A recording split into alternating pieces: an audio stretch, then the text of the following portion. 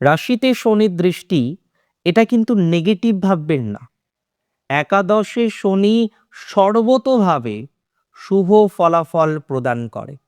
আপনাদের ক্ষেত্রেও তার কোনো রকম ব্যতিক্রম হবে বলে আমার মনে হয় না। আমি মনে করি যে সমস্ত জাতক জাতিকাদের কোনো না কোনোভাবে আর্থিক ডিস্টারবেন্স প্রচুর। বৃষ রাশির আমি আগেও বলেছিলাম 2025 2026 মনে রাখার মতো বছর হবে। প্রচুর প্রচুর প্রচুর পজিটিভ ইম্প্যাক্ট প্রাপ্তির সম্ভাবনা 2025-এও আছে, 2026-এও আছে। 2025-এ শনির সঞ্চার এতটাই বিশেষ, আপনার হারানো সম্মান আপনি রিটার্ন পেতে পারেন।